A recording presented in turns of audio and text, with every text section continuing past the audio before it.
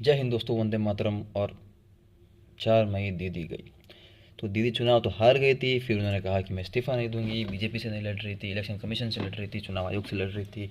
मैं इस्तीफ़ा नहीं दूंगी, आखिरकार हटा दिया। और अब फाइनली डिसाइड हो गया है कि शुभेंदु अधिकारी जी ही बंगाल के सीएम बनेंगे। बीजेपी के जो मुख्यमंत्री पद के उम्मीदवार है वो अब फिक्स हो गए हैं। शुभेंदु अधिकारी जी को ही बनाया गया है।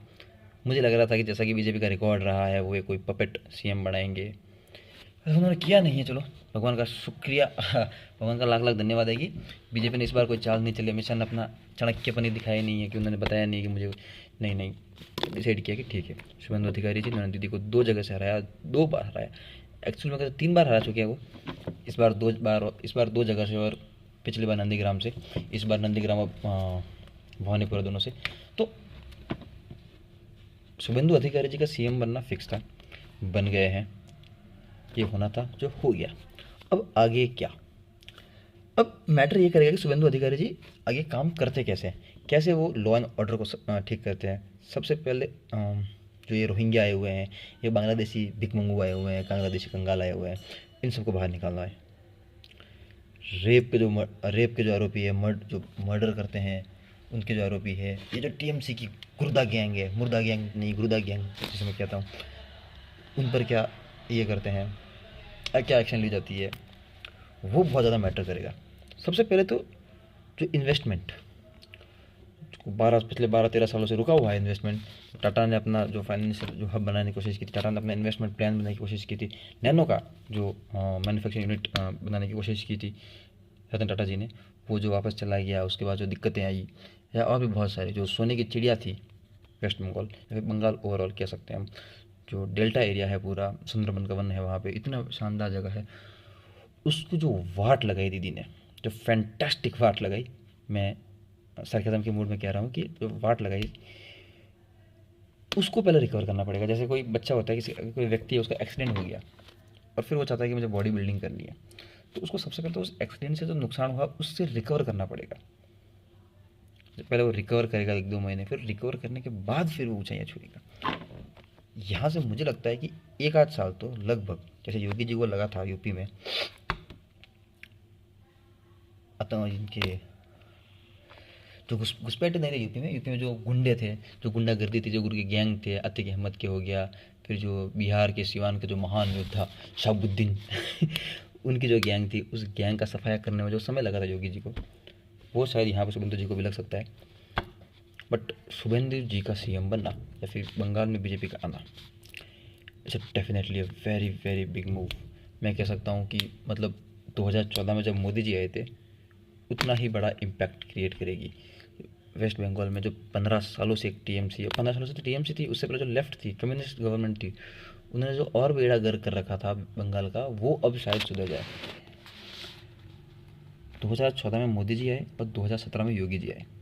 इन 2 कारणों से जो बड़ा ये हुआ, जो बड़ा इम्पैक्ट आया देश की इकोनॉमिक डेवलपमेंट कह सकते हैं, या फिर जो भी हम अपलिफ्टमेंट की बात कर सकते हैं, तो उसमें जो चेंजेस आए, उतना ही बड़ा इम्पैक्ट बंगाल में टीएमसी का हारना, दीदी का जाना और शुभेंदु अधिकारी का आना बहुत मैटर करेगा।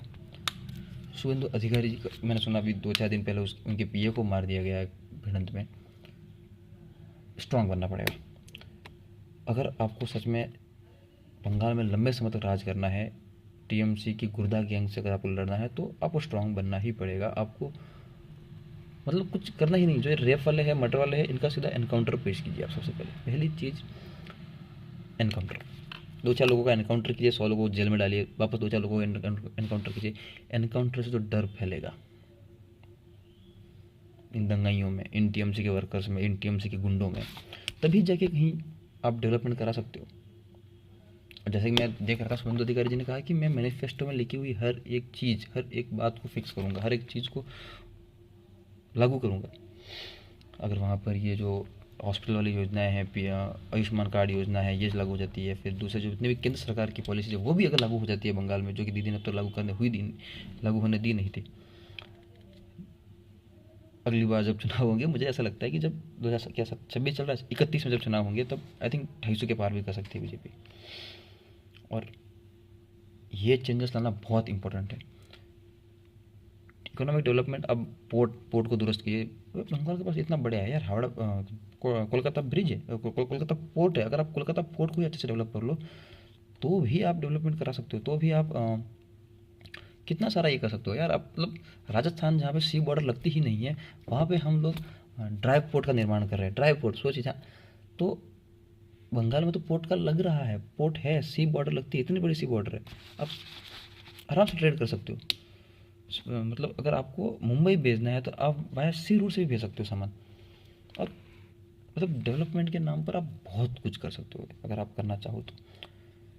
एंड शुभेंदु अधिकारी जी के जो मैनिफेस्टो में देख रहा था, डेवलपमेंट, इन्वेस्टमेंट, बंगाल की जीडीपी को ऊपर बढ़ाना, योगी जी ने 1 ट्रिलियन का कर रखा है। और मुझे लगता है 1-2 साल में 1 ट्रिलियन हो भी जाएगी। मतलब 5 ट्रिलियन की इंडियन इकोनॉमी में 1 ट्रिलियन का सिर्फ यूपी होगा। 1 ट्रिलियन का, आई थिंक 1.3 ट्रिलियन का महाराष्ट्र है, सबसे बड़ा वही है। तो महाराष्ट्र, यूपी, फिर बंगाल भी आ जाएगा। 350 बिलियन का राजस्थान है, 350, हाँ 350 बिलियन का राजस्थान है। तो 1 ट्रिलियन की इकोनॉमी, इधर से ह्यूज ह्यूज ह्यूज अमाउंट। इधर से मामा जी जो असम के हैं, मुझे लगता है असम में भी आ ही जाएंगे हिमंत विश्व शर्मा, 1-2 दिन बाद वो ले लेंगे शपथ। आज समारोह है बंगाल में, और पूरे हिंदुस्तान में जितने भी एनडीए लेड स्टेट हैं उन सब के घर सीएम जाएंगे। आई एम डेफिनेटली श्योर उसके लिए तो।